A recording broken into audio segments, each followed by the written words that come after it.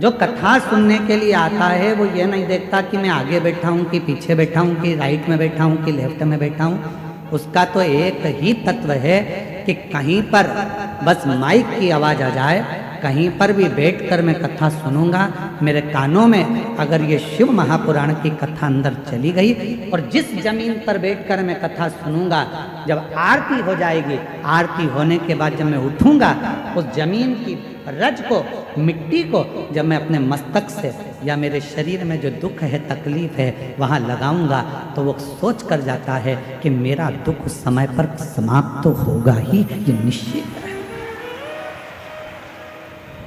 और कोई पूछे कि सियोर वाला महाराज बोलता है कि जहां कथा बैठकर सुन रहे हो, उठोगे, आरती होने के बाद जब वहां से जाओगे, वहां की मिट्टी को अपने मस्तक चढ़ा कर जाना या उस मिट्टी को नमन कर कर जाना, ये कहाँ लिखा? तो इस सुधात असुर की कथा में, माँ जगत जननी की कथा में, सुध महादेव की कथा में इसका वर्णन आता है। स्कंद पुराण में भी इसका वर्णन, स्कंद पुराण में भी सुध महादेव का वर्णन आता है। और जब भी आप जम्मू कश्मीर घूमने के लिए जाएं,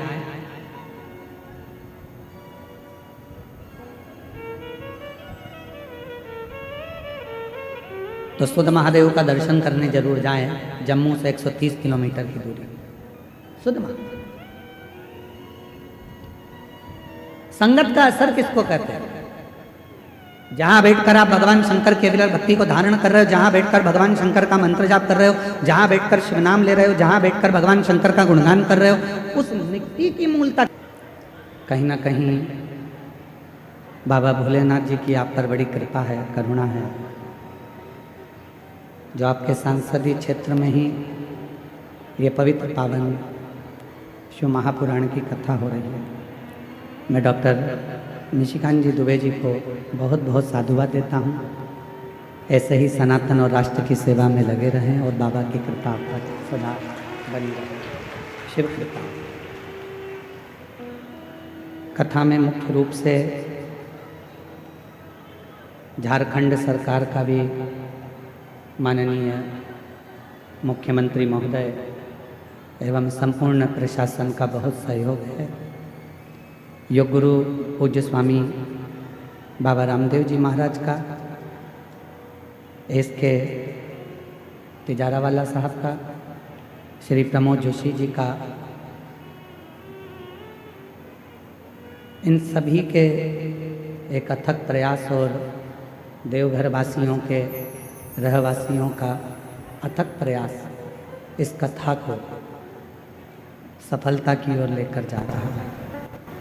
कथा के मुख्य यजमान, जिन्होंने अपने तन मन और धन को देवघर बाबा के चरणों में लगाकर अपने जीवन को सफल बनाया है, और 12 ज्योतिर्लिंग में यजमान बनने के लिए बाबा आपको ऐसे ही भंडार भरता रहे और आप यजमान बनते रहे।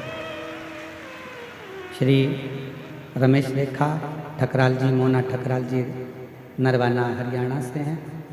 एक बार जोरदार ताली बजाकर यजमान परिवार के लिए साधु का।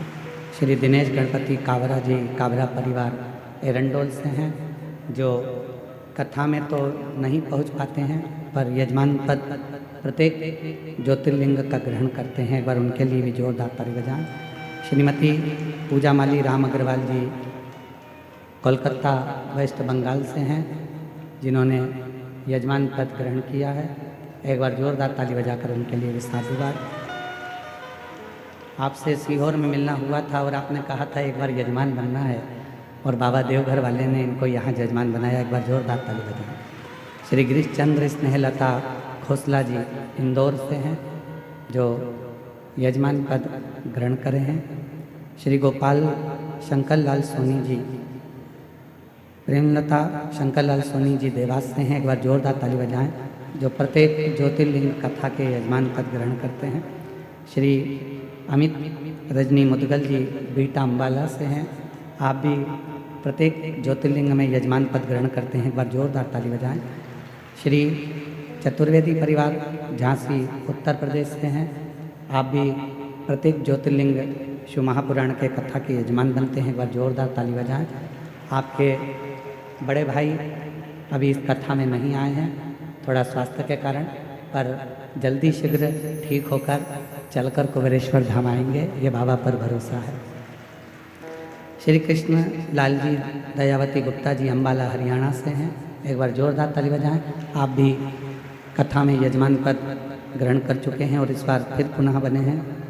प्रदीप ममता बंसल जी श्रीमती कांता बंसल जी दिल्ली से हैं, आप भी पूर्व में कई कथाओं में यजमान पद ग्रहण कर चुके हैं, एक बार जोरदार ताली बजाएं। श्री मिथिलेश पुष्पा मिश्रा जी धनबाद झारखंड से हैं, आप भी काशी की कथा में यजमान पद ग्रहण करा था और आज देवघर की कथा में बने हैं, एक बार जोरदार ताली बजाएं। श्री वीरेंद्र कुमार श्रीमती सरोज कुमारी जी पटना बिहार से 1 दिवसीय यजमान पद ग्रहण करा है।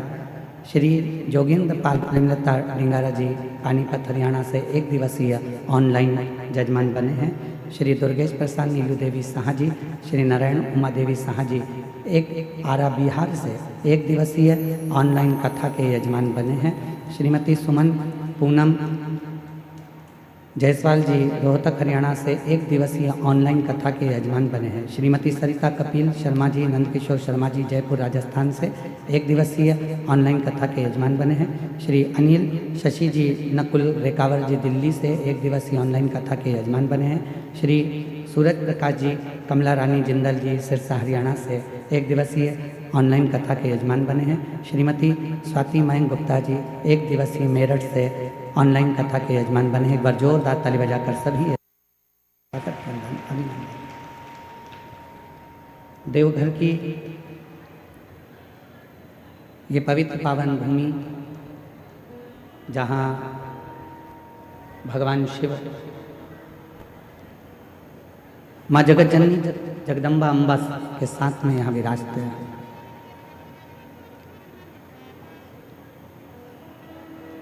बारह ज्योतिर्लिंग में एक ज्योतिर्लिंग ऐसा है बाबा वैद्यनाथ, जहाँ माँ जगत जननी अम्बा माँ सती के हृदय पर ही शिवलिंग विराजमान है। शक्तिपीठ भी है और बाबा का ज्योतिर्लिंग भी है। एक बार जोरदार ताली बजाकर बाबा की इस पवित्र धरा को नमन करें। तेरी कृपा बिना न हिले एक लेते हैं श्वास, तेरी कृपा से तनु तनु बखान क्या करूं मैं राखों के डेरे का, चपटी बबूत में खजाना कुबेर का। गंगा मुक्ति द्वार ओंकार तू, भोले ओंकार तू, आयो शरण तिहारे शंभु तार तार तू। भगवान कहीं ना कहीं कोई ना कोई पुण्य आपका और हमारा जरूर हुआ होगा। जो मार्गशीर्ष मास में जिस माह में भगवान शंकर के ज्योतिर्लिंग का शिवलिंग का प्रागट्य हुआ है, ऐसे महीने में आप और हम देवघर में बैठकर शिव महापुराण की पवित्र कथा का तत्व ग्रहण कर रहे हैं। ये आपका और हमारा कोई पुण्य है। एक मानव का शरीर मनुष्य की देह मिल जाए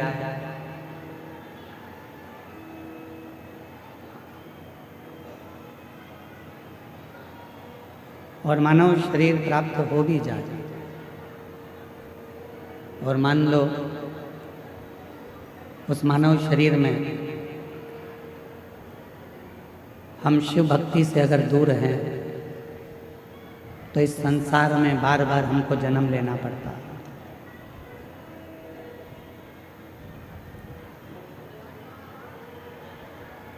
बार बार हमको जन्म लेना पड़ता है। पुनरपि जननम पुनरपि मरणम के इस प्रपंच में हमें पढ़ना पड़ता है। मृत्यु सागर में यदि मानव देह का जन्म मिला है, मनुष्य शरीर मिला है, और मानव शरीर यदि प्राप्त हुआ है, और उस मानव शरीर में यदि भगवान शिव की अविरल भक्ति आपको और हमको मिल जाए, तो समझना कि हमारा मानव जीवन लेना सार्थक हो गया।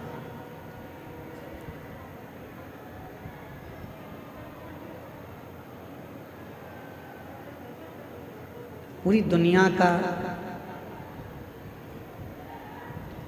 पूरे संसार का, पूरी दुनिया का लोग, पूरी दुनिया का भक्त, पूरे संसार का भक्त इस पवित्र पावन देवघर की भूमि पर जल चढ़ाने के लिए आते हैं। और देवघर की भूमि पर जब जल चढ़ाने के लिए आते हैं तो पूर्ण भरोसा, पूर्ण विश्वास, पूर्ण श्रद्धा के साथ आते हैं। कल एक पत्रकार महोदय देवघर के प्रश्न किए कि सुल्तानगंज से जल भरकर लोग देवघर तक आते हैं और लाखों लाखों भक्त रोज शिवजी को जल चढ़ाते हैं। आप उनको किस दृष्टि से देखते हैं?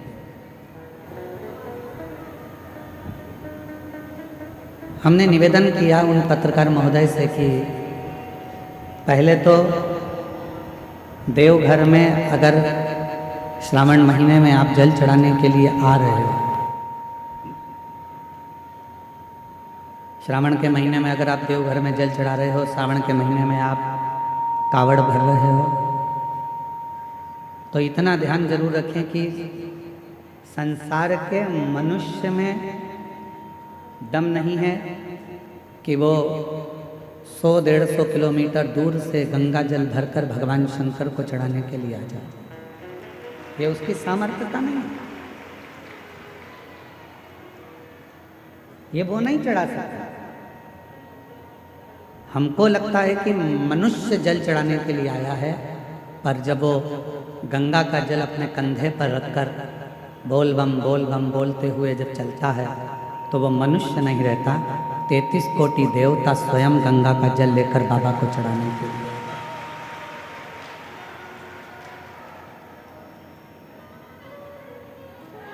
और उसके मुख पर हमेशा भगवान शिव का ही नाम रहता है। पूरी दुनिया में कोई एक ऐसा तीर्थ बता दो जिसका नाम घर से जुड़ा हो। पूरी दुनिया में ऐसा कोई तीर्थ नहीं है जिसका नाम घर से जुड़ा हो। केवल एक तीर्थ है, वो देवघर है, जो घर से जुड़ा हुआ है। और इस स्थान का नाम भी भगवान शंकर का धाम है, भगवान शिव का धाम है, तो यहाँ का नाम तो बाबा घर होना था, यहाँ का नाम तो बाबा के नाम पर होना था। पर यहाँ का नाम क्या है? बाबा घर नहीं है। यहाँ क्या नाम है? जम के बोलो, देवघर।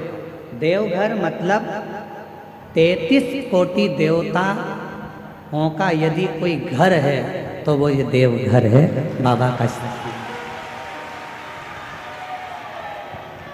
ये देवघर की पवित्र धरा।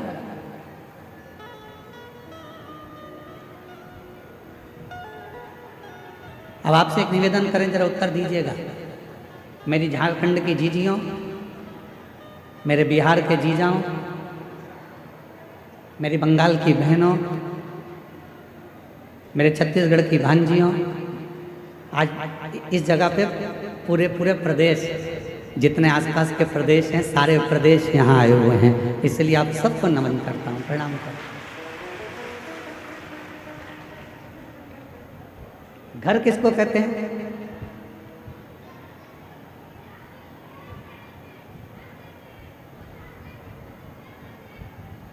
शिव महापुराण की कथा कहती है, घर किसको कहते हैं? जहां पर हमारे माता पिता रहते हैं। फिर वो एक किराए का भी मकान है तो वो भी घर कहलाता है। जहां माँ बाप रह रहे हैं, जहां माता पिता रह रहे हैं, उसको घर कहा जाता है। तो किसी ने इंद्रदेव से पूछा कि इंद्रदेव ये बताओ, गरुण वरुण सारे देवता मिल मिलकर सब देवघर जा रहे हैं, वैद्यनाथ जी की पावन धरा पर जा रहे हैं, ऐसा क्यों? तो कहा वो घर है। किसका घर? तो कहा सारे देवताओं का घर, क्योंकि वहाँ जगत के माता पिता स्वयं भगवान शिव और सती उस भूमि पर भगवान शंकर पार्वती के साथ विराज हैं। भगवान देवाधिदेव महादेव स्वयं माता सती के साथ विराज हैं। और तेरी कृपा बिना न हिले एक भीड़ू, लेते ही श्वास तेरी कृपा से तनु तनु। बखान क्या करूं मैं राहों के ढेर का, चपटी भभूत में है खजाना कुबेर का। हे गंगाधर मुक्तिवार ओमकार तू, भोले ओमकार तू।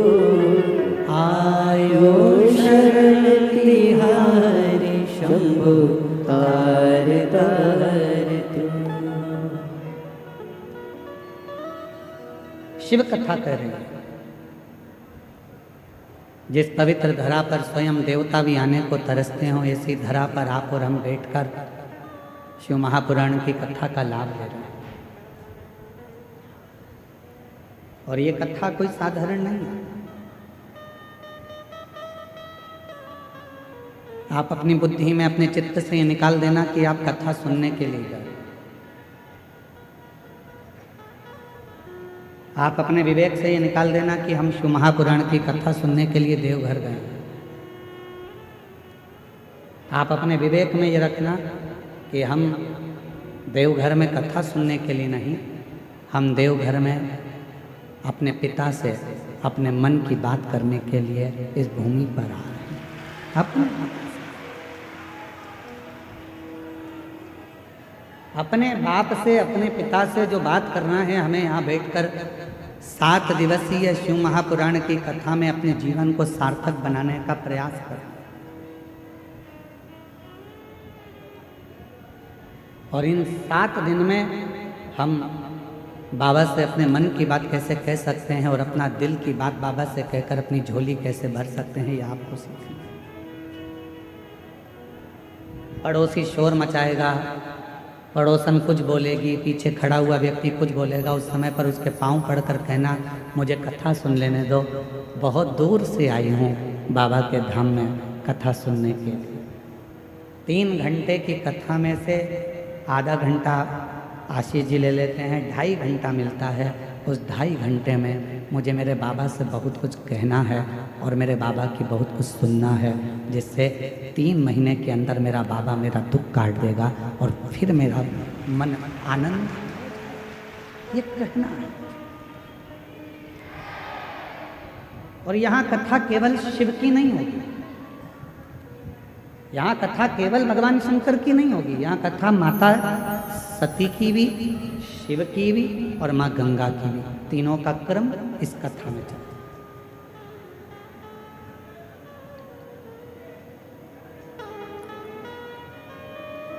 अरे भाई,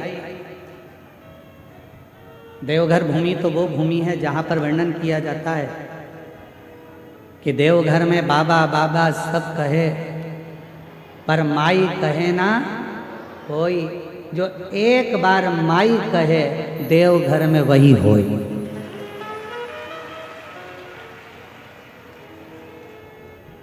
सारे ज्योतिर्लिंगों का दर्शन करिएगा, वहां पर जब पूजन होती है तो सीधे शंकर जी के ऊपर जल चढ़ाया जाता है। शिव जी के ऊपर बेलपत्र चढ़ाई जाती है, शिव जी के ऊपर दूध चढ़ाया जाता है, शिव जी के ऊपर पंचामृत चढ़ाया जाता है, शिव जी के ऊपर दही, शहद, घृत, शक्कर सब शिव जी पे चढ़ाई जाती है। केवल बाबा देवघर की भूमि ऐसी है कि शंकर जी पे चढ़ने से पहले जो जलाधारी है, जहाँ माँ सती विराजमान है, सती माता का हृदय विराजमान है, उस जगह पर पहले चढ़ाया जाता है, उसके बाद बाबा देवाधिदेव महादेव को चढ़ाया जाता है, फिर शिव जी को चढ़ाया।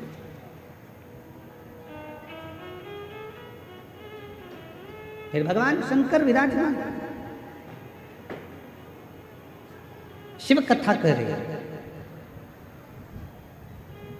जन्म लेना एक मनुष्य का कब सार्थक है, जब वो भगवान शंकर की अविरल भक्ति में डूबे।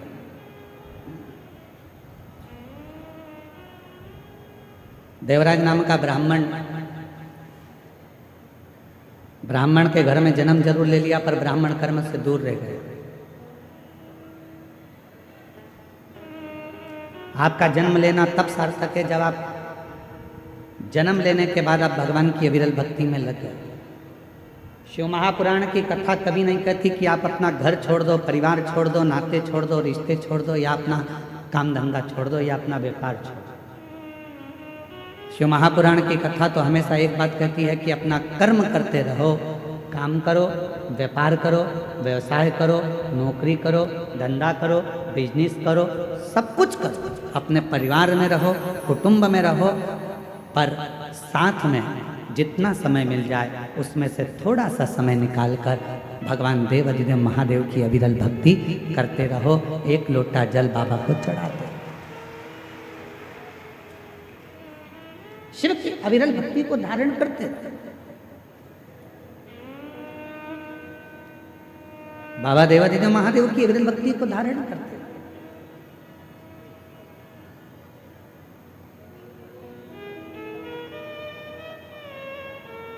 कोई तुमसे कह भी दे कि अपना घर छोड़कर मंदिर में जाकर बैठ जाओ, तो बिल्कुल मत बैठना, कह देना सियोर वाले बाबा ने मना करा, हम तो नहीं बैठते। कोई तुमसे कहे कि पूरा घर छोड़कर गंगा जी के घाट पर जाकर बैठ जाओ, बिल्कुल मत बैठना, कह देना महाराज ने मना करा, हम तो नहीं जा सकते। कोई कहे कि तुम बैरागी बन जाओ, कोई कहे तुम सन्यासी बन जाओ, कोई कहे तुम तपस्वी बन जाओ, कोई कहे कि तुम साधक बन जाओ, कह देना हमारे बस की बात नहीं है, क्योंकि हम कलिकाल में जन्म लिए हैं। और इस कलिकाल में हम अगर घर के अंदर रहकर भी भगवान का यदि मुख से 2 क्षण में भी श्री शिवाय नमस्तुभ्यं कह लेंगे तो हमारी मुक्ति निश्चित है। ये शिव महापुराण की कथा है, हमारा मोक्ष निश्चित है।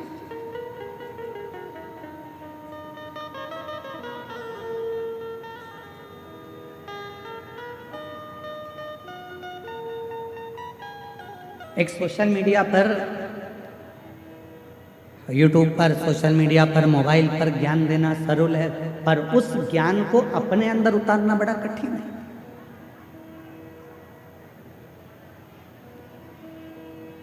स्वयं की जिंदगी में उतारना बड़ा कठिन है।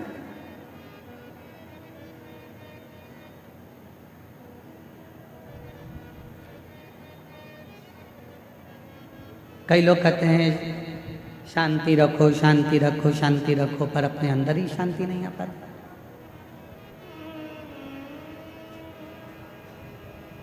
अब यहाँ इतने कथा सुनने के लिए मेरी जीजियाँ, मेरे जीजा, मेरी बेटियाँ, बेटा, मेरी माताएं, मेरे बुजुर्ग माता पिता इस पवित्र कथा में आए हैं। 10 तारीख से आप सब ने अपनी अपनी जगह संभाल ली। बोलो सही है कि गलत है? 10 तारीख से जगह संभाली है और 14 तारीख से कथा चालू हो रही है। और हमको सूचना मिली कि कल 13 तारीख को रात्रि को 11 बजे ये पूरे पंडाल फुल हो चुके थे और लोग रोडों पर बैठना प्रारंभ कर दिए थे। देखा नहीं? किसके लिए आए हो? सियोर वाले महाराज के लिए नहीं,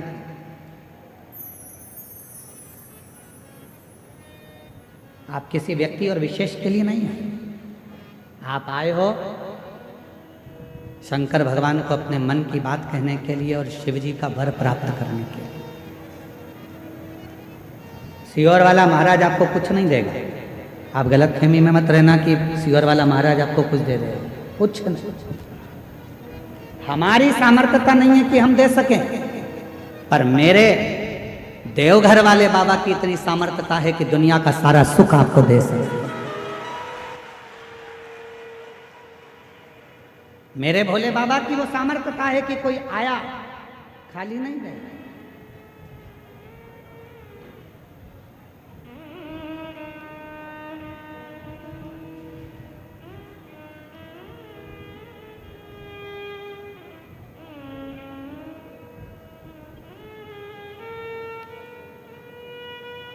मैं सांसद महोदय जी से एक बात कहूँगा, डॉक्टर निशिकांत जी दुबे जी से। दुबे जी, यहाँ एक जमशेदपुर की जीजी खड़ी है, ये खड़ी है, ये जमशेदपुर में कथा करा अकेली, और इन्होंने कहा गुरुजी हमारे जमशेदपुर में हम कथा तो करा लेंगे पर इतने लाखों भक्तों का हम भोजन नहीं करा पाएंगे। हमने इन दीदी से कहा कि तुम वेद बाबा देव घर जाओ और वहाँ पे पीला चावल देकर वहाँ का एक चावल उठाकर ले आना और एक बेलपत्री लाकर एक छोटा सा टेंट लगाकर वहाँ रख देना। तुम ना हलवाई करना, ना तुम अनाज रखना, बाबा देवघर वाला आएगा और पूरा भंडारा कर कर जाएगा। और पूछो उनसे, सांसद जी ये दीदी ने एक छोटा सा टेंट लगाया, माना हलवाई करा भोजन बनाने वाला और ना भंडारे की तैयारी करी, बस लिख दिया भोजनशाला। और कोई बाहर से एक टीम आई 15 लोगों की हलवाई गिरी करने के लिए, ना जाने कहाँ से आई थी और कहाँ से गाड़ी भरा भरा कर चावल आता गया, अन्न आता गया और भंडारा चालू हो गया और कथा चलती रही। आज तक इस बहन को भी नहीं मालूम कि भोजन किसने बनाया था। आज तक इस बहन को भी नहीं मालूम कि भोजन लाया कौन था, अन्न कौन लाया, सामान कौन लाया, चूल्हा किसने जलाया, भट्टी कौन ने जलाई, किसने मिठाई बनाई, किसने चावल बनाया, किसने भाजी बनाई, किसी को नहीं मालूम। अब ये बहन एक दिन सीओर आकर बोली कि गुरुजी वहाँ भोजन बनाने के लिए क्या आपकी टीम आई थी? हमने कहा नहीं, हमारा बाबा आया था और वो बनाकर गया और सब। यहाँ किसी की सामर्थ्यता नहीं है, करता वही है। आप और हम तो केवल एक निमित्त मात्र हैं, और ये हमारी और आपकी केवल एक निमित्तता है। आज हमारे सांसद जी जब आए तो उन्होंने एक ही बात की, गुरुजी हम बाबा की आज्ञा से, देवघर वाले बाबा की आज्ञा से कथा सुनने के लिए एक दिन के लिए हम यहाँ पहुँचे। और अभी आपने माइक पे भी कहा कि 7 दिन कथा चलेगी, मैं कहीं पर भी रहूँगा पर कथा वहाँ पर रहकर सुनूंगा। अर्थात आप वहाँ पर रहकर कथा नहीं, हमारे देवघर वाले बाबा आपके साथ रहकर शिव महापुराण की कथा को श्रवण करें। शिव तत्व शंकर की ओघड़दानी की कृपा, ये पुण्यता अपने जीवन। और मेरी झारखंड की दीदियों, मेरे बिहार की जीजियों, मेरे आसपास के सभी जीजा जीजियों, मेरी बेटियों, मेरी माताओं, मेरे बुजुर्ग माता पिता, याद रखना शंकर भगवान को जरूर आपने 2-2 लोटा जल चढ़ाया होगा, इसलिए शिव महापुराण की कथा यहाँ पहुँच गई है। ये पुण्य ही आपका। और यजमान परिवार हो, तुम्हारे 4 लोटा जल दोनों हाथों से चढ़ाया है, इसलिए बाबा ने यहाँ कृपा कर। और मैंने तेरे ही भरोसे बाबा, तेरे ही भरोसे हवा बिच उड़ती जावागे, बाबा डोर तो छड़ना में कटी जावागी। भोले मैं तेरी पतंग, शंभो मैं तेरी पतंग, हवा बिच उड़ती जावागी, बाबा डोर तो चढ़ना में कटी जावागी।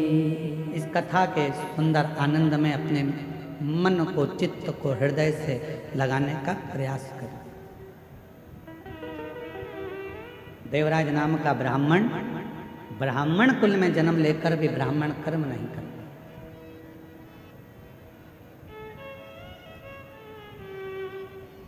मानव का देह मिल जाए और मानव का देह प्राप्त कर भी यदि हम अच्छा कर्म ना कर पाए तो हमारा जीवन बेकार।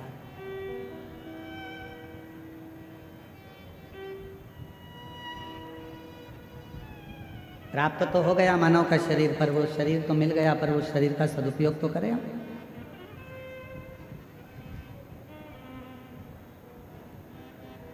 कोई 5 दिन के लिए, कोई 7 दिन के लिए, कोई 3 दिन के लिए, कोई 2 दिन के लिए, कोई 4 दिन के लिए इस कथा के पंडाल में आया। केवल कथा के पंडाल में ना रहकर देवघर बाबा के दर्शन भी करो, कथा भी सुनो, प्रणाम भी करो, नमन भी करो और उससे विनय भी करो।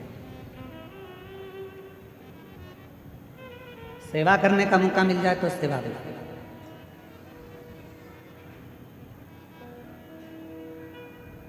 जैसा समय मिले उसके अनुसार कार्य। क्या देगा बाबा, कितना देगा बाबा, ये उसके ऊपर निर्भर करता है। किसी के यहाँ काम करते हो तो वो कुछ दे ना दे, पर कुछ ना कुछ कचौड़ी दे देगा, समोसा दे देगा, पानी दे देगा, कुछ ना कुछ देता है। उसी तरह कोई कोई तनख्वाह भी देता है। और देवघर में आए हो और अगर आप इस कथा के पंडाल में या आए हुए शिव भक्तों की सेवा करते हो तो मेरा बाबा तुमको भी कुछ ना कुछ तनख्वाह में देगा जरूर, खाली नहीं देगा। देख, देवराज ब्राह्मण अपने परिवार का भरण पोषण करता है, वहां तक तो ठीक है कि उसके परिवार में सब कुछ है। पत्नी भी है, बच्चे भी हैं, माता पिता भी, सब कुछ देवराज नाम के ब्राह्मण के घर में सब कुछ।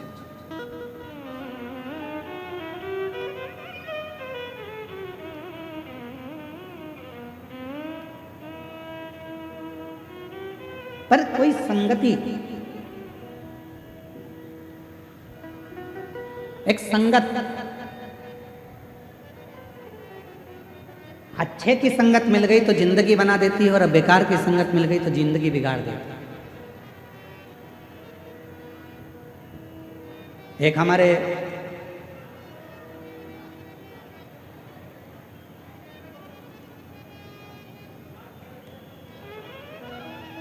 भगवान शिव की एक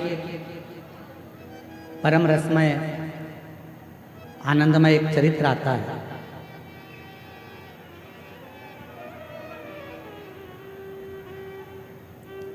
जम्मू कश्मीर में, जम्मू से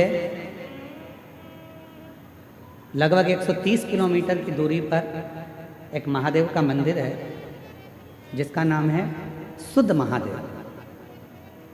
कौन सा महादेव है? जम के बोलो, सुध महादेव। आवाज नहीं आई, फिर से बोलो, सुध महादेव। जम्मू से लगभग 130 किलोमीटर की दूरी पर विराजमान है सुध महादेव, जम्मू कश्मीर। ये संगत के महादेव, जरा ध्यान दीजिएगा। इस कथा को हम क्यों सुना रहे हैं? क्योंकि संगति का असर क्या होता है। और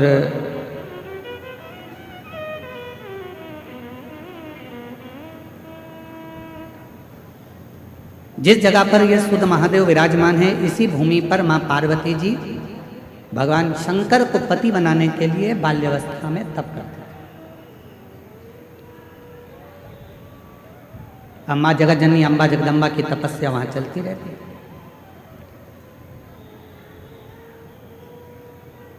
वहां पर एक सुधात नाम का असुर था,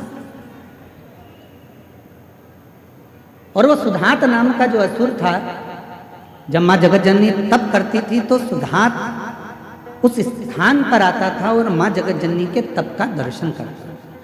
वो शिव को नहीं जानता, वो भगवान शंकर का स्मरण नहीं करता था। वो ना शिव को जानता था, ना शंकर का भजन करता था, ना शंकर का स्मरण करता था, ना शंकर का मंत्र जाप करता था, ना शंकर जी का गुणगान करता था। वो सुधात असुर केवल जहाँ पर पार्वती जी बैठकर तप करती थी उस भूमि पर आकर पार्वती जी को देखता।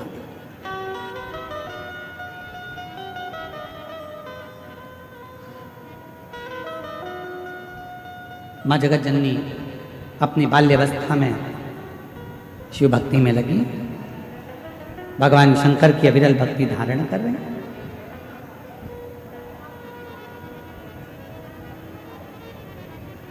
अविरल भक्ति में माँ जगत जननी खोई। अब सुधात ने एक बार विचार करा, सुधात असुर ने विचार करा कि ये है कौन। तब स्मरण करके उसने पता करा कि यह हिमालय राज की बेटी पार्वती है और बालू मिट्टी का शिवलिंग बनाकर, बालू का शिवलिंग बनाकर, मिट्टी का शिवलिंग बनाकर शंकर जी की आराधना कर, शिव की आराधना, भगवान शंकर की अविरल भक्ति को धारण कर। पार्वती जी को नहीं मालूम कि मुझे कौन देखता है।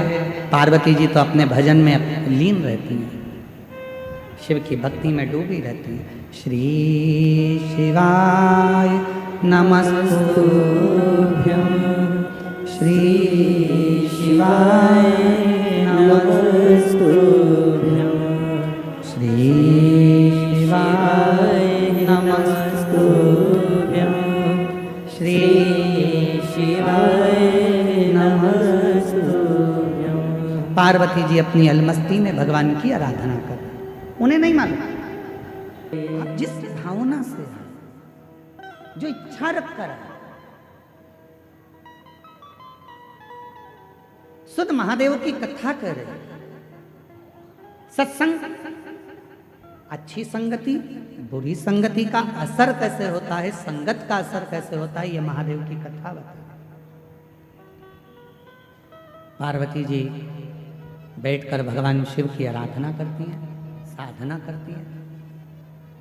और माँ पार्वती जी जब भगवान देवाधिदेव महादेव की आराधना साधना कर कर उठ जाती हैं। आज सुधात असुर ने विचार करा, जरा जहाँ ये लड़की बैठकर, ये कन्या बैठकर आराधना करती है, वहाँ की मिट्टी को जरा मैं थोड़ा सा लगा कर देखता हूँ। उस मिट्टी को लगा कर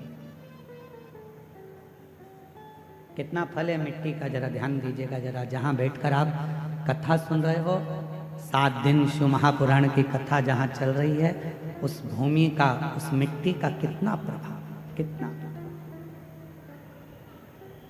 फल है उसमें, जरा विचार। सुधात असुर जहाँ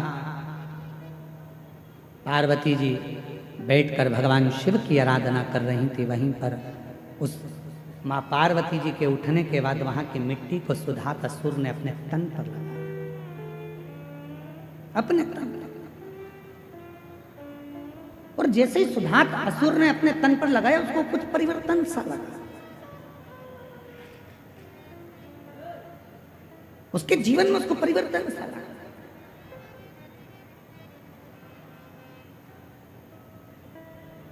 क्या मिलेगा, कैसे मिलेगा, क्या प्राप्त होगा, कब प्राप्त होगा और कैसे प्राप्त होगा, ये शिव जानता है।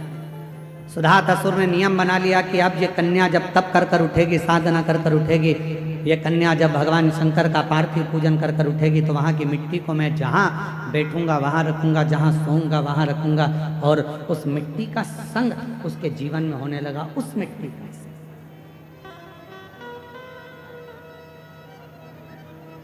वो मिट्टी उसके संगति को बदलने लगी।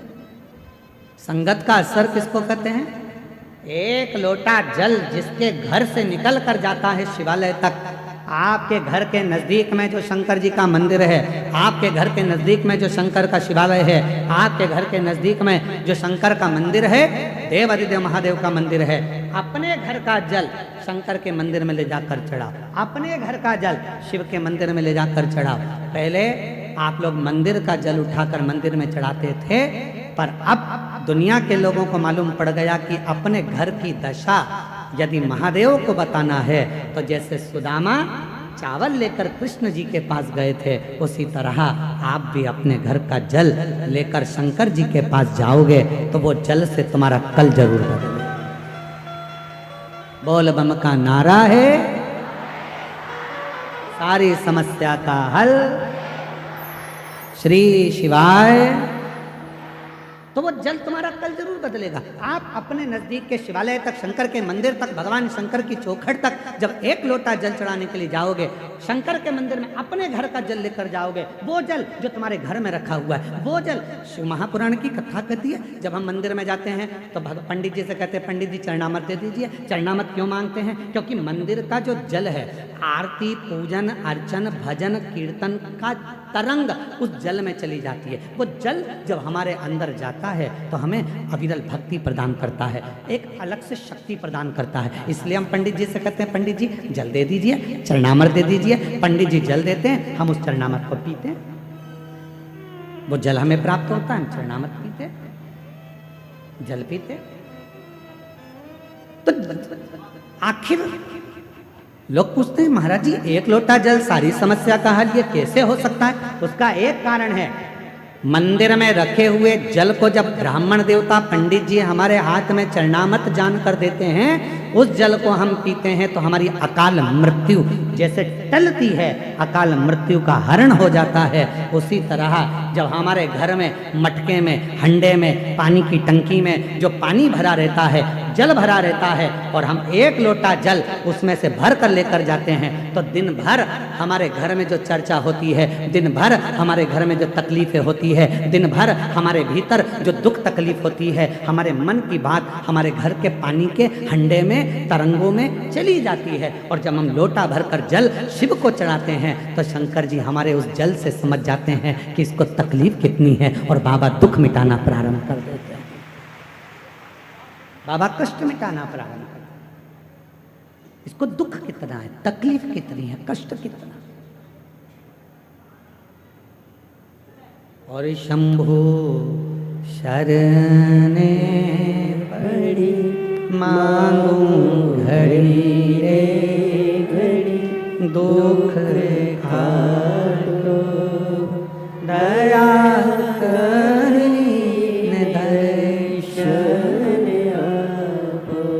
ओ शंभु शरणे पड़ी, बोलो बोलो, घड़ी रे घड़ी दुख काटो दया करी दर्शन आपो।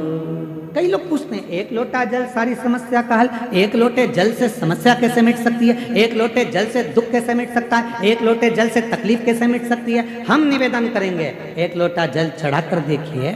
जब आप चढ़ाना प्रारंभ करेंगे और पूर्ण विश्वास भरोसे के साथ देवाधिदेव महादेव को जब एक लोटा जल चढ़ाएंगे, निश्चित है जो घर में रखा जल है, उस जल में आपके विचार, आपकी सोच, आपका मन उस जल में गया होता है।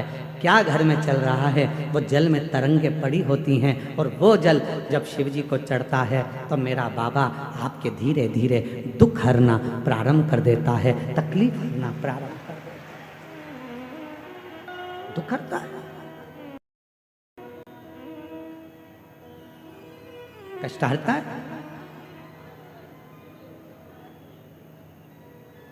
सुधात नाम का असुर, जहां पार्वती जी, जहां माँ जगत जननी जगदम्बा अम्बा माँ पार्वती जी जहां बैठकर तप करती थी, वहां की मिट्टी को वो अपने तन पर धारण कर, सुधात असुर। अब लोग कहते हैं मिट्टी से ऐसा हो सकता है क्या, दुख मिट सकता है क्या, तकलीफ मिट सकती है? क्यों नहीं, क्यों नहीं मिट सकता? एक असुर जो देवताओं को परेशान कर रहा है, एक असुर जो गंधर्वों को परेशान कर रहा है, एक असुर जो अप्सराओं को परेशान कर रहा है, एक असुर जो सबको कष्ट दे रहा है, और केवल माँ जगत जननी के उठने के बाद उस मिट्टी को वो अपने तन पर धारण कर लेता है, तो उसकी जिंदगी में इतना बदलाव हो जाता है कि वो शंकर की भक्ति की ओर जुड़ता चले जाता है। जुड़ कितना फल है। जिस घर में से एक लोटा जल देवाधिदेव महादेव को चढ़ाने के लिए निकलता है, घर के अंदर से एक लोटा जल निकलकर जब शंकर के मंदिर में जाता है, उसी समय पर 3 दोष उसके घर के समाप्त हो जाते हैं। पहले नंबर का, घर के अंदर से जल गया तो वास्तु दोष समाप्त हो गया। दूसरे नंबर पर, घर के रसोई घर में मटके में हंडे में टंकी में से जल गया तो पितृदोष शांत हो गया। और तीसरे नंबर पर घर के अंदर से जब हम जल लेकर निकलते हैं, अपना दरवाजे से बाहर निकलते हैं शिव को जल चढ़ाने के लिए, तो काल सर्प दोष समाप्त हो जाता है। ये 3 दोष उसी क्षण समाप्त हो, ये 3 दोष उसी पल समाप्त हो जाते हैं। ये 3 दोष अपने आप उसी क्षण समाप्त हो जाते हैं। कोई तुमसे कहते कि तेरे घर में वास्तु दोष है, तुम्हारी ये बाथरूम गलत बनी है, सीढ़ियां गलत बनी है, छत गड़बड़ हो गई, सीढ़ियां गड़बड़ हो गई, ये गड़बड़ हो गया, वो गड़बड़ हो गया। लोग कह दे तुमसे कि तुम ये गड़बड़ है, वो गड़बड़ है, वो गड़बड़ है, उससे कह देना सारा गड़बड़ भले हो, पर मुझे पूर्ण भरोसा है जब 1 लोटा जल लेकर मैं शंकर जी के मंदिर में जाऊंगी तो सारे दोष अपने आप मिटते चले जाएंगे।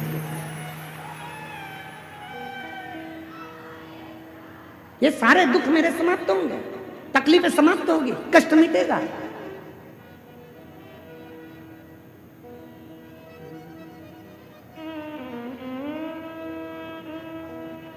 वो दुख समाप्त, वो कष्ट मिटेगा, वो तकलीफ मिटेगी। जब हम जाएंगे भगवान की शरणागति में, शिव के चरणों की ओर, भगवान शंकर की आ जाओ शरणागति की ओर, तो वो दुख मिटेगा। भगवान शंकर उस कष्ट को मिटाएंगे।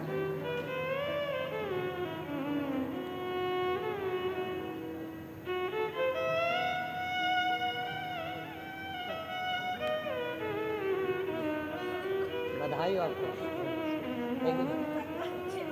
बाबा की कृपा दृष्टि है। अब ठीक है, बाबा सब साथ देंगे।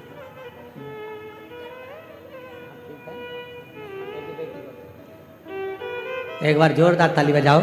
बेटी की सरकारी नौकरी लगी है, पति का पाँव की हड्डियां चूर चूर हो गई थी, डॉक्टर ने ऑपरेशन का भी मना कर दिया था कि ये पाँव कभी ठीक नहीं होगा, पर देवाधिदेव महादेव की कृपा से आज चलकर यहाँ तक आए हैं। एक बार जोरदार ताली बजाकर साथ। शिव तत्व शंभु क्या नहीं कर सकता। आप शिव से एक संबंध जोड़ने का प्रयास करिए। शिव से, भगवान देवाधिदेव महादेव से एक संबंध जोड़ने का प्रयास करिए।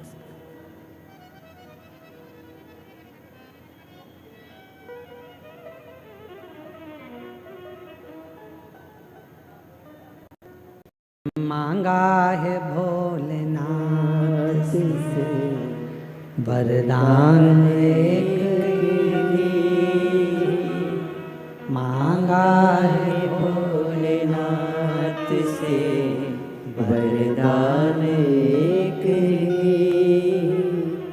तेरी कृपा बनी रहे जब तक है जिंदगी, तेरी कृपा बनी रहे जब तक है जिंदगी। मांगा है भोलेनाथ से वरदान एक, आप भी बोलो। मांगा है वरदान, तेरी कृपा बनी रहे जब तक है जिंदगी, तेरी कृपा बनी रहे जब तक है जिंदगी।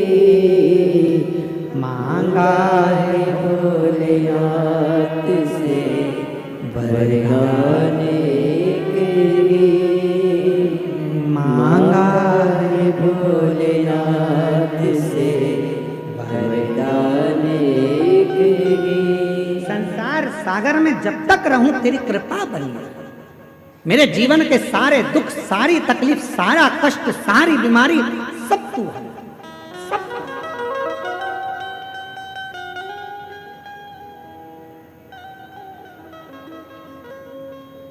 एक व्यक्ति ने कल एक प्रश्न करा, हमारे जजमानों में एक जजमान आए हुए हैं, हम अभी उनका नाम नहीं जानते। तो हम जैसे ही शाम को नीचे आए, पत्रकारों की वार्ता थी, तो उस समय पर उन्होंने प्रश्न किया, क्यों गुरुजी कलयुग में भी क्या शंकर भगवान आते हैं? तो हमने उनसे कहा वो गए नहीं तो आने का काम क्या? जो ऑलरेडी है तो उसको आना नहीं पड़ता। तो कल उन्होंने एक प्रश्न छेड़ दिया तो हमारे मन में आया कि उनके मन में कहीं बात ना रह जाए तो हम उनको एक बात कहेंगे, देखो कलयुग में शिव कैसे आते हैं। झांसी के पास में मौरानीपुर है, चतुर्वेदी जी तुम्हारी झांसी के पास में मौरानीपुर है, हम कभी नहीं गए वहाँ। और जब नैमिषारण्य जा रहे थे तो तुम्हारी झांसी से निकल कर गए थे तो अन्न जरूर पाया था तुम्हारे यहाँ का। तो झांसी के पास में मौरानीपुर है। हमने कल्याण में ये पढ़ा है, कल्याण के अंक में हम आपको उस कल्याण अंक का नंबर भी देंगे कि कौन से अंक में हमने पढ़ा। कल्याण में हमने ये पढ़ा गीता प्रेस गोरखपुर के कि मौरानीपुर में, झांसी के पास मौरानीपुर है, मौरानीपुर में एक नारायण नाम का एक व्यक्ति ने उस लेख को कल्याण के अंक में लिखवाया। उसमें वर्णन किया कि मेरे दादाजी अनाज का काम करते थे और दादाजी अनाज का काम करते थे और मेरे दादाजी मौरानीपुर से अनाज लेते थे और उस अनाज को लेकर हाथरस में बेचने के लिए जाते थे। हाथरस में उनका एक दादाजी का मित्र बन गया था जिसका नाम था हीरालाल। और हीरालाल के ना तो पत्नी थी ना बेटा था, परिवार के लोग केवल उससे काम कराते थे, वो कमाई का एक स्रोत बन चुका था, अवस्था ढलती जा रही थी, परिवार के लोगों ने उसको पूछना बंद कर दिया था। एक दिन नारायण के दादाजी जब अनाज बेचने के लिए मौरानीपुर से हाथरस गए तो हीरालाल से मिले तो हीरालाल का चेहरा उतरा हुआ था। तो कहा, सेठ जी आपका चेहरा उतरा हुआ है? हाँ, मेरा कोई है नहीं, बहुत तकलीफ है, मेरे रिश्तेदार भोजन भी देते हैं तो ताना सुनाते हैं, धन के मीत हैं सारे, करूं क्या? हीरालाल जी से नारायण के दादाजी ने कहा कि आप मेरे साथ चलो, मौरानीपुर में रहना, मेरे बेटा बहू अच्छे हैं, मुझे भी भोजन देते हैं तो तुम्हें भी भोजन देंगे। हीरालाल व्यापारी के कहने पर, नारायण के दादाजी के कहने पर मौरानीपुर आ गए। ये कलयुग की कथा है, इसी कलयुग की कथा, बहुत पुरानी नहीं, बहुत नई कथा। हजारों वर्ष पुरानी नहीं है, 500 वर्ष पुरानी नहीं है, ये कथा मात्र 300 वर्ष पुरानी है। मात्र हीरालाल को लेकर आ गए, हीरालाल अपना सामान ले आया, पैसे ले आया, उसको बहुत सम्मान देने लगे। हीरालाल उसको लोग सब घर के जितने भी परिवार के लोग थे, दद्दाजी दद्दाजी दद्दाजी दद्दाजी कहते और उसको सम्मान। हीरालाल के पास में जो पैसा था, आधे पैसे का तो हीरालाल ने नारायण की माता जी के जेवर बनवा दिए और आधे पैसे का हीरालाल ने एक मंदिर बनवा दिया शंकर जी का, क्योंकि वो शिव की आराधना करता था, शंकर का उपासक था, शिव भक्ति का। अब एक दिन अवस्था चलते चलते चलते चलते हीरालाल की आंखें चली गई और हीरालाल को दिखना बंद हो गया। घर के लोगों ने कहा, दद्दाजी प्रयागराज में मेला भराया है माघ का, आप नहीं चलोगे? दद्दाजी बोले, मेरी आंख से तो दिखता नहीं है, मुझे तो एक काम करो, शंकर जी के मंदिर में छोड़ दो, मैं शिव जी को लोटा भर के जल चढ़ाता रहूँगा, तुम आ जाना और फिर मुझको भोजन दे देना, सुबह जाओगे रात को तो आ ही जाओगे प्रयाग से, ठीक? नारायण के माता पिता दादा सब चल दिए प्रयागराज। प्रयागराज से आते आते उनको याद आया, दद्दा तो शंकर के मंदिर में बैठे होंगे, भूखे होंगे, चलो जल्दी नारायण जाओ दद्दा का हाथ पकड़ कर लाओ। नारायण दद्दा का हाथ पकड़ने के लिए जैसे ही जा रहे थे, दद्दा को देखा नारायण ने कि दद्दा की आंखों पर एक पट्टी बंधी हुई है, आंखों पर पट्टी है। नारायण ने पूछा, दद्दा तुम्हारी आंखों पर पट्टी कैसे आई? दद्दा ने कहा, लाला शंकर जी के मंदिर से मैं आ रहा था, तब एक व्यक्ति सामने आकर खड़ा हो गया, मैं उसको देखा तो नहीं क्योंकि मेरी आंखें नहीं थी, दिखता नहीं था। वो मुझसे कह रहा था, बब्बा कहाँ से आ रहे हो? मैंने कहा शंकर जी के मंदिर से दर्शन कर कर आ रहा हूँ। वो बहुत तेज हंसा, हंसकर उसने कहा, दद्दा तुम्हें दिखता तो है नहीं, फिर शंकर जी के मंदिर में क्यों गए? दद्दा कहते हैं कि मैंने उस व्यक्ति से कहा कि मुझे नहीं दिखता तो क्या हुआ, मेरे महादेव को 3-3 आंखों से दिखता, तो मेरे बाबा को तो दिखता। दद्दा तुम्हारी आंखें नहीं है? नहीं। दद्दा तुम्हारी आंखों का इलाज करवाया? हाँ, सारे डॉक्टरों को दिखाया पर आराम नहीं लगा, सबने कह दिया तुम्हारी आंखें कभी नहीं आएगी। इतने में उस व्यक्ति ने कहा, दद्दा मैं बहुत बड़ा वेद हूं, तुम कहो तो तुम्हारी आंखों का इलाज कर सकता हूं, पर उसमें इलाज करने में लगभग 5 दिन लगेंगे। मैं तुम्हारी आंखों पर आज थोड़ा सा मल्लम लगाकर पट्टी बांध देता हूं और 5वें दिन मैं तुम्हारी आंख को खोलकर उसका ऑपरेशन करवा दूंगा, अगर तुम चाहो तो। दद्दा कहने लगे अच्छी बात है, लगा दो मल्लम। मल्लम लगाया, पट्टी बांधी। नारायण बेटा, उस व्यक्ति ने पट्टी बांधकर चले गया। अब वो 5 दिन बाद आएगा, पट्टी खोलेगा, ऑपरेशन करवाएगा, जब तक बंद ही रखना। नारायण ने हाथ पकड़ा, दद्दा को ले गए अपने घर। 5 दिन निकल गए, पट्टी बांधने वाला नहीं आया। 6 दिन निकल गए, पट्टी बांधने वाला नहीं आया। 9 दिन निकल गए, पट्टी बांधने वाला नहीं आया। 10वें दिन तो दद्दा को गुस्सा आ गया, ना जाने कौन मुझे पगला बना गया। आंख में बांध गया पट्टी, पहले से तो नहीं थी आंख, ऊपर से बांधी पट्टी। अब इसको कब तक बांधे फिरूं? आज तो पट्टी खोल कर रहूंगा। और दद्दा ने दोनों हाथों से शंकर के मंदिर में बैठकर जो पट्टी खोली तो दद्दा की आंखों से शिवलिंग का दिखना प्रारंभ हो गया। दद्दा की आंख से शंकर का स्वरूप दिख रहा था।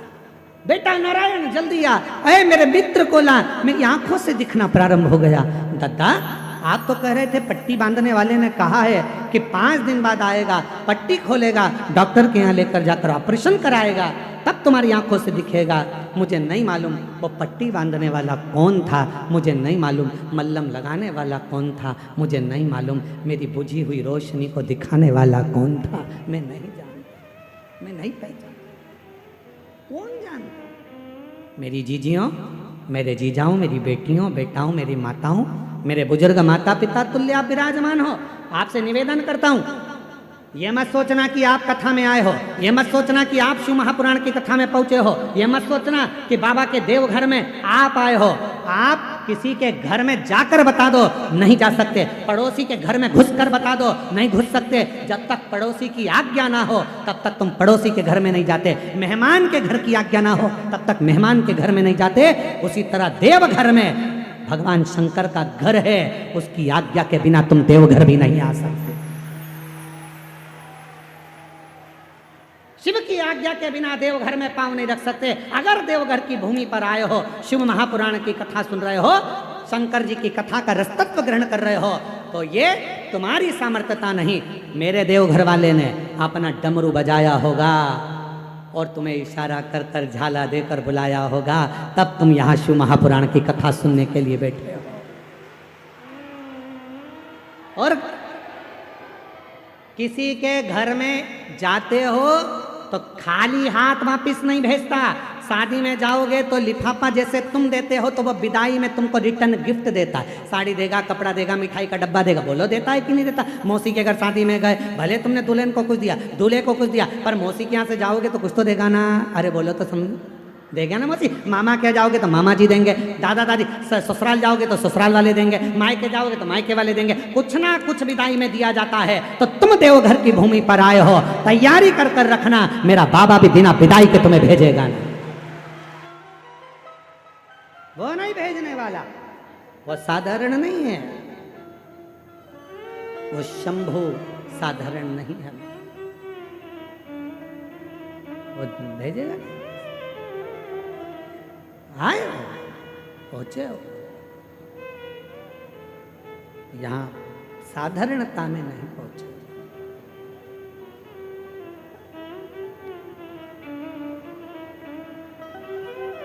वो जब देता है, देवता देते हैं पल्ला झाड़ कर और महादेव देते हैं छप्पा। इसलिए तेरे डमरू की धुन सुन के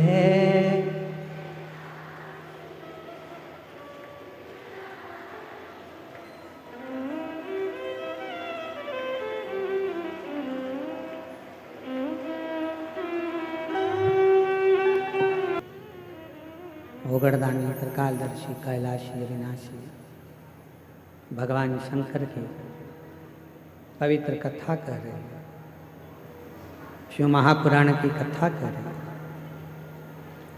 सुधात नाम का असुर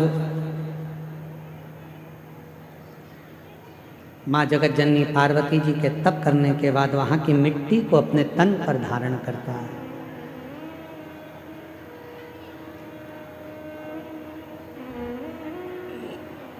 और उस मिट्टी का बल कितना है जरा विचार करिएगा कि उस मिट्टी से असुर के विचार भी शुद्ध हो जाते।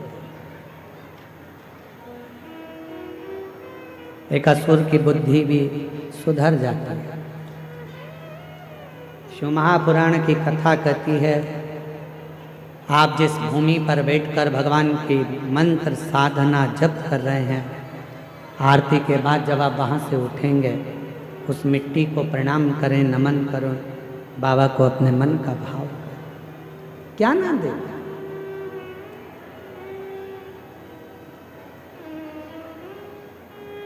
सुधात असुर छुपकर मां पार्वती जी के उस तप साधना का दर्शन करता, शिव की अविरल भक्ति का दर्शन करता।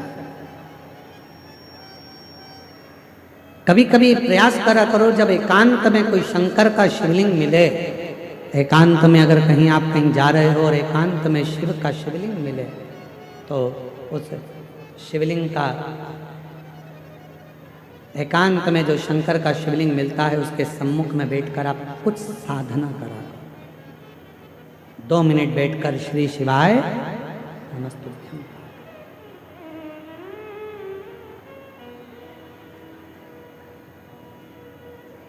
कभी मिल जाए एकांतेश्वर महादेव, जैसे जिस नारी का गर्भ अवस्था में अगर मालूम पड़े किसी नारी का गर्भ में गांठ आ जाती है या बच्चादानी में खराबी हो जाती है या गर्भाशय उसका खराब हो जाता है या गर्भ में बच्चादानी में गांठ पड़ जाती है या कहीं छाती में चेस्ट में गांठ पड़ जाती है, तो प्रयास करा कोई एकांत में शिवलिंग हो, अपने घर से 2 लोटा जल भरकर ले गए। जब घर से लोटा भरकर जल लेकर जाओ तो घड़े पर घड़ा रखो, अर्थात जैसे एक घड़ा है उस घड़े पर दूसरा, मतलब एक लोटे पर दूसरा लोटा भरकर लेकर जाना। 5 दुर्वा, 5 बेलपत्र, 5 चावल के दाने, 5 कनेर के पुष्प जो एकांत में शिवलिंग होता है वहां लेकर जाना चाहिए। पहले बाबा को जो तुमने 2 कलश जल लिया है उस 2 कलश को 2 लोटे को एक के ऊपर एक रखकर अपना हाथ रखकर बाबा को अपने मन की कामना कर कर कि बाबा मेरे ये गर्भाशय में, मेरी बच्चादानी में या मेरे शरीर में गांठ पड़ गई है, बाबा इसको समाप्त कर दो। विनय कर कर, निवेदन कर कर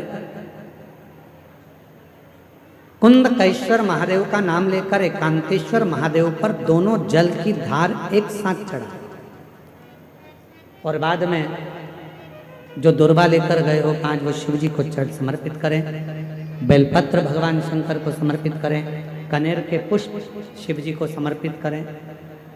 मन की कामना कर कर कनेर के पुष्प को शिवलिंग पे से उठाकर माँ जगत जननी जगदम्बा अम्बा का जो स्थान है, ये शिवलिंग शंकर जी का स्थान है। ये जो गोल जलाधारी होती है ये माँ पार्वती जी का स्थान है। जो कनेर का पुष्प शिव जी के ऊपर चढ़ाया है उसको उठाकर 5 पुष्प को जगत जननी जगदम्बा के चारों तरफ रख दीजिए।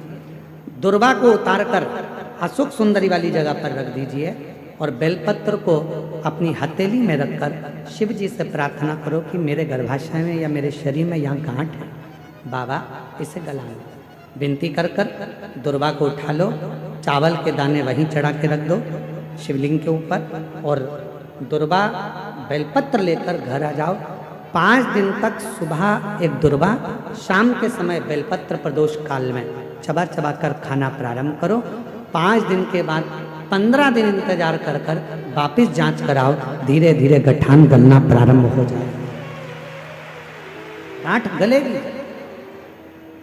डॉक्टर का इलाज साथ में चलने दो, जांचें चलने दो, जो इलाज चल रहा है उसको चलने दो। पर अगर कहीं किसी नारी को गर्भाशय में, बच्चादानी में अगर कोई खराबी हो जाती है, या गर्भाशय में हो जाती है, या कहीं गांठ पड़ जाती है, तो वो शिव की आराधना करे। साधना के साथ हमारे घर, हमारे दुखड़े मिटाने साथ चल। तू रहेगा तो दुख कभी आएगा ही। तू है अगर तू है तो दुख नहीं आएगा। अरे देना हो तो दीजिए, जन्म जन्म का साथ देना हो तो दीजिए, जन्म जन्म का साथ मेरे सिर पर रख दो बाबा अपने ये दोनों हाथ। 19 साल के बाद हुआ है। एक बार जोरदार ताली बजा। देना हो तो दीजिए, जन्म जन्म का साथ हो, देना हो तो दीजिए, जन्म जन्म का साथ। बड़ा 19 वर्ष के बाद हुआ है। बाबा की कृपा से टेस्ट भी करवाया, IVF भी करवाया, सारे डॉक्टरों का इलाज करवाया, पर संतान सुख जब नहीं आया, हिम्मत हार गई थी। आखिरी में कथा के पंडाल में पहुंच गई। रोज वहाँ की मिट्टी को अपने उदर पर लगाती, और पंडाल से जब घर गई, कुछ महीनों के बाद 8 महीने निकले, और शिव की कृपा से, बाबा की कृपा से गर्भ ठहरा, और शिव की कृपा से लड्डू गोपाल जी आ गए।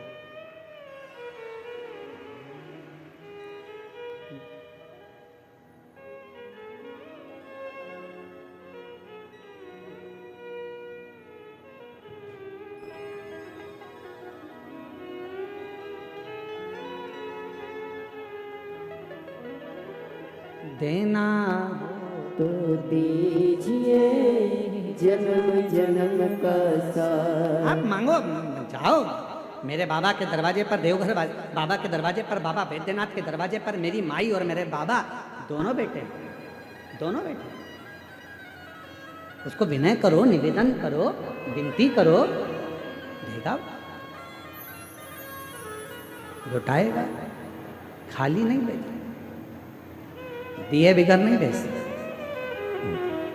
कथा कर। सुधात असुर की कथा कर रही है कि उसने मट्टी को अपने तन पर लगाया और उसका हृदय परावर्तित। अब पार्वती जी जब उड़ जाती हैं तब सुधात शिव की आराधना करता है, पर सुधात की जो आराधना है, साधना है, वो भीतर से छुपी हुई,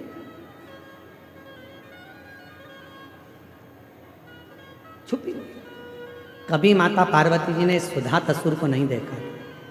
आज मेरी जगत जननी जगदम्बा अम्बा जब शंकर भगवान के शिवलिंग की पूजन कर कर उठकर जा रही थी, उसी समय पर एक वृक्ष के डाली में छुपा हुआ उस असुर को देखा तो मां एकदम चीख, एकदम चीख। कितनी सुंदर बात है कि पार्वती जी तप कर रही हैं शिव जी को अपना बनाने के लिए, और सुधात जब भी तन पर मिट्टी लगाता था तो भोलेनाथ जी से एक ही बात कहता था कि जब भी मेरे प्राण जाएं तो आपके हाथों से जाए, मेरे प्राण छूटे तो आपके हाथों से छूटे।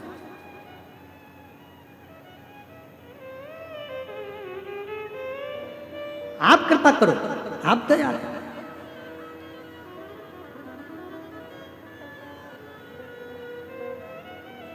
मेरे अगर प्राण जाएं तो आपके हाथों से। आप हमारे यहाँ देवास वाले चंदन सुनी जी बैठे हैं, ये जब भी सियोर आते हैं तो एक ही बात कहते हैं, बाबा जब जाते जाते कहते हैं बस इतना आशीर्वाद जरूर देना कि भोलेनाथ जी से कहते रहना कि वो देता रहे और हमको 12 ज्योतिर्लिंग में यजमान बनाता रहे। और हम इनको चंदन सोनी जी को हम ये बोलते और हम हंसते, ये बोले कि हम मुस्कुराए। हम कहे तुम बाबा से कहते हो कि बाबा जन, हाँ वही बना सकता है, किसी दूसरे की सामर्थ्यता नहीं कि वो बन जाए, वो बनाएगा तो बनाएगा। बहुत तेरी कृपा का क्या है भरोसा, कब किस पर हो जाए, जरा सी हम पर कर दो, जरा सी हम पर कर दो। आप भी बोलना, जिस पर भी हो गई तेरी कृपा करुणा, भव पार हुआ, भव पार हुआ। पापी हो चाहे जितना उसका भी बाबा उद्धार हुआ, उद्धार हुआ। गिद्ध अजामिल गणिका जैसे तेरे मन को भाए, जरा सी हम पर कर दो, जरा सी हम पर कर दो। तेरी कृपा, और तू कृपा करेगा तो दुनिया में ऐसा कोई काम नहीं है जो हो नहीं सकता। सबके हाथ जोड़कर देख लो, सबको प्रणाम कर कर देख लो, सबके दरवाजे पर घूम कर देख लो, सबसे विनय कर कर देख लो। अगर मेरे भोले बाबा जैसा कोई भोला मिल जाए तो जरूर बताना। इतना सरल, इतना सहज, इतना सरल, इतना सहज। उसे ना 56 भोग चाहिए, ना लड्डू पेड़ा चाहिए, उसे ना तुम्हारा दिखावा न चाहिए और ना उसको आडंबर चाहिए। उसको तो केवल एक लोटा जल देकर प्रसन्न किया जा सकता है। एक लोटा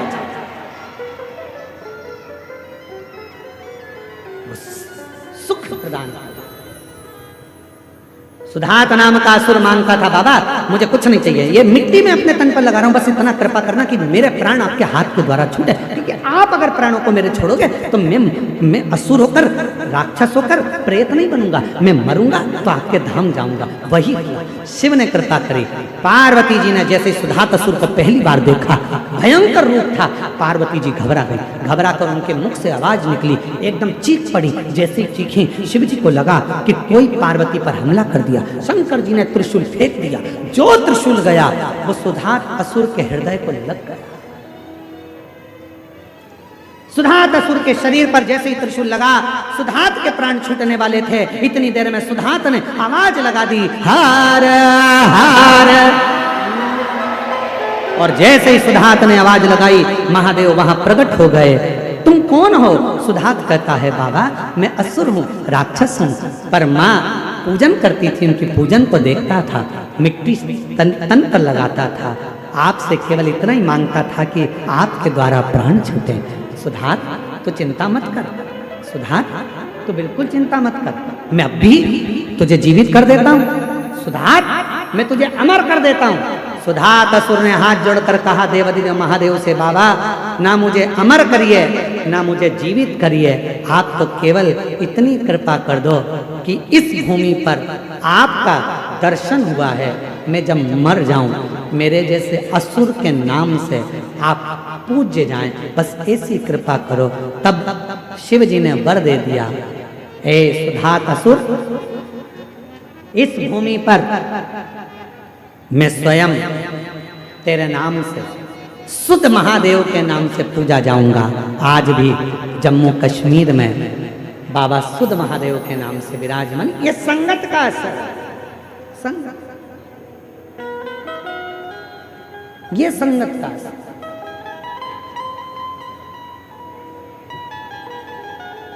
कितना फर्क पड़ता है संगत का, जरा देखिए। देवराज नाम के ब्राह्मण की संगत गड़बड़ हो गई थी।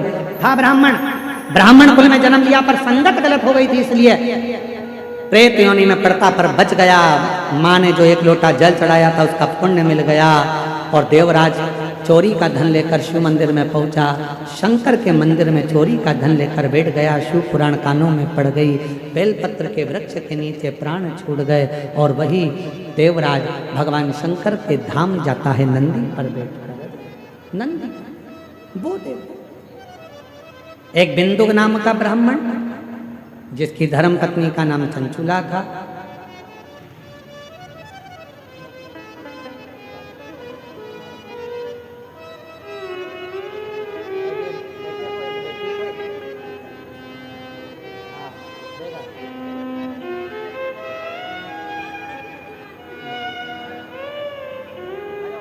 बेटी की नौकरी शिक्षक वर्ग में और बेटे की नौकरी रेलवे में लगी है। एक बार जोरदार ताली बजाकर साधुवाद दीजिएगा। शिव कृपा इसी को कहते हैं। एक बिंदुक नाम का ब्राह्मण, धर्मपत्नी का नाम चंचुला, जल में गिरकर मरा, प्रेत योनि में पड़ा। आपको पहले भी कथा में कहा है, सर्प के डसे से, जल में डूबकर मरे से और स्त्री के हाथ से मरे से गति नहीं होती, मोक्ष नहीं होता, वो भटकता है। उसका केवल एक हल है, वो शिव महापुराण की कथा, शंकर की कथा केवल। बिंदु प्रेत योनि में पड़ गया, भटकता। चंचुला देवी ने सुना कि मेरे गांव के लोग काशी जा रहे हैं, तो वो भी चल जाए। काशी में स्नान कर कर आ रही थी और कानों में शिव महापुराण की कथा सुनने को मिली। शिव पुराण की कथा है।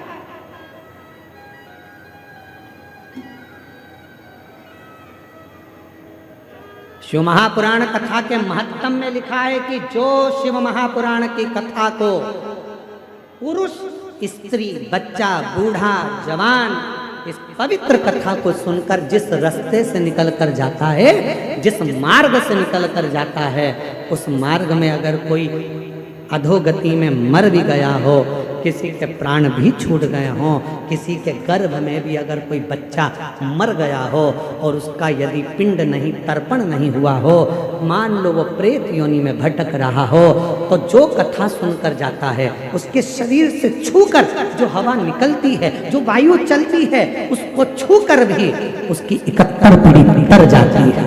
ये शिव पुराण, ये शंकर का चरित्र कहता। बिंदु प्रेत योनि में था, चंचुला देवी के प्राण छूटे। कैलाश धाम पर जाकर बाबा से वहां मौन रही तो पार्वती जी की सखी बनी।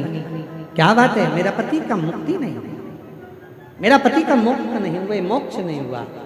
शिव पुराण की कथा कर